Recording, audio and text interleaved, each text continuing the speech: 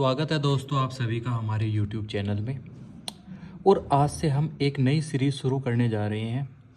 अपने नोट्स से हम अपनी पढ़ाई को जल्दी जल्दी रिवाइज़ करेंगे और आज हम भारत का संविधान पढ़ने वाले हैं और हम 10 से 15 मिनट ही इसको पढ़ेंगे नोट्स से।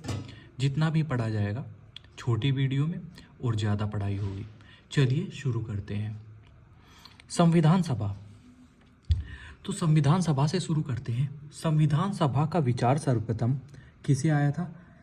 M.N. राय को आया था। यह सर्वप्रथम विचार संविधान सभा का किसने दिया था? M.N. राय ने दिया था। 1895 में संविधान सभा की सर्वप्रथम मांग किसने की थी? सर्वप्रथम मांग बाल गंगाधर तिलक के द्वारा की गई थी। फिर 1922 में महात्मा गांधी ने संविधान सभा की मांग की। 1928 में नेहरू समिति द्वारा संविधान की मांग की गई।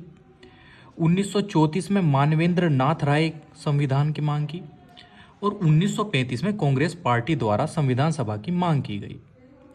फिर 1938 में पंडित जवाहरलाल नेहरू द्वारा कांग्रेस के प्रतिनिधि के तौर पर कांग्रेस के जब वे प्रतिनिधि बने तो उन्होंने संविधान सभा की मांग की। फिर आता है अगस्त प्रस्ताव 1940।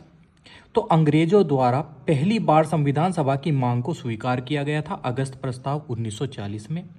लेकिन इस अगस्त प्रस्ताव में संविधान सभा शब्द का उल्लेख बिल्कुल भी नहीं था। इंपॉर्टेंट प्रश्न है।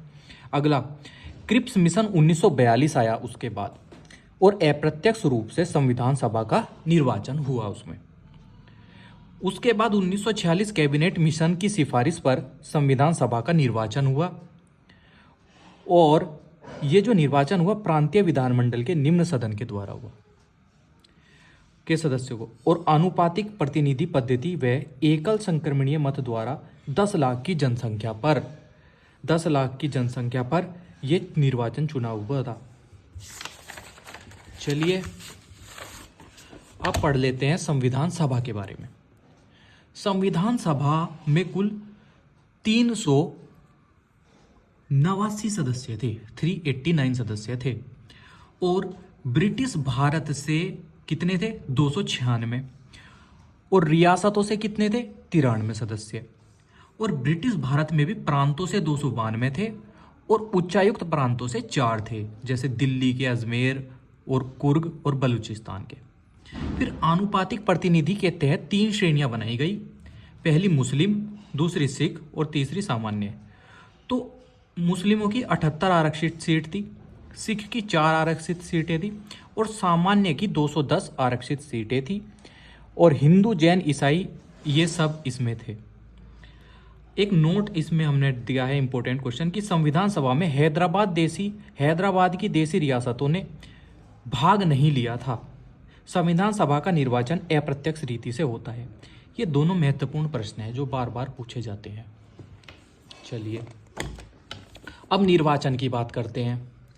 संविधान सभा का निर्वाचन अप्रत्यक्ष रीति द्वारा निर्वाचक मंडल के निम्न सदन के सदस्यों द्वारा होता है। ठीक है। जुलाई अगस्त 1946 में सामान्य सीट 199 रही, सिख 3 रहे और मुस्लिम 3। ये आरक्षित सीटों पर चुनाव हुआ। मुस्लिम लीग के 73 सदस्यों ने विजयी हुए। मुस्लिम लीग के कितने सदस्य विजयी हुए?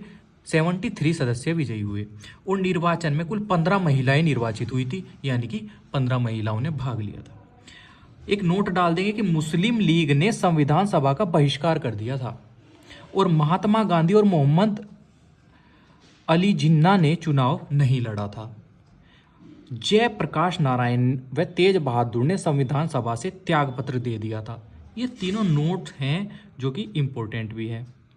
फिर आते हैं संविधान सभा की पहली बैठक पे, जहां से बहुत ज़्यादा महत्वपूर्ण प्रश्न पूछे जाते हैं।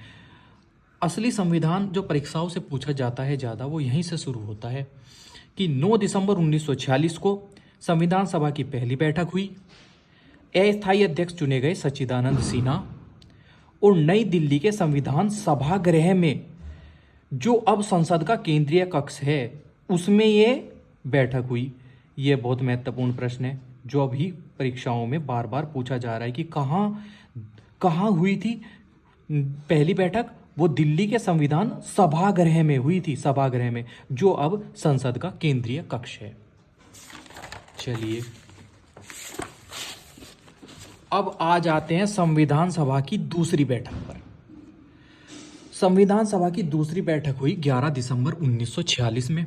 महत्वपूर्ण प्रश्न, इसमें स्थायी अध्यक्ष चुने गए डॉक्टर राजेंद्र प्रसाद। संवैधानिक सलाहकार BN राव चुने गए। संविधान का पहला प्रारूप तैयार किया था BN राव ने। और दूसरे उपाध्यक्ष कौन चुने गए? VT कृष्णमूर्ति दूसरे उपाध्यक्ष चुने गए। ये भी कभी कभी पूछ ले जाते हैं। और पहले उपाध्यक्ष कौन थे? HC मुखर्जी पहले उपाध्यक्ष थे। ये उपाध्यक्ष के प्रश्न हैं। स्थायी अध्यक्ष राजेंद्र प्रसाद हैं और संवैधानिक सलाहकार BN राव को कहा गया। और अंतिम प्रारूप संविधान समिति द्वारा ही तैयार किया गया। संविधान सभा की तीसरी बैठक भी मानी जाती है 13 दिसंबर 1946 को।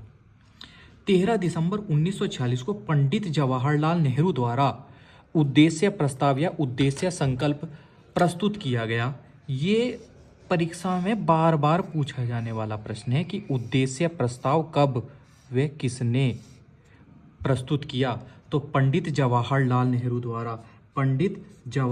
नेहरू द्वारा 13 दिसंबर 1946 में तो ये प्रस्तुत किया गया था। लेकिन इसको सर्वसम्मति कब मिली उद्देश्य प्रस्ताव को? ये 22 जनवरी 1947 को ये सर्वसम्मति से मिल गई थी। उद्देश्य संकल्प कह दो या उद्देश्य प्रस्ताव, ये 13 दिसंबर 1946 को पंडित जवाहरलाल नेहरू द्वारा।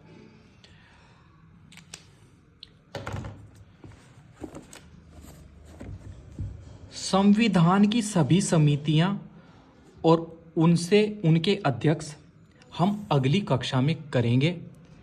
मैं सिर्फ ये देखना चाहता हूं कि इस तरीके से पढ़ना क्या आपको पसंद आ रहा है।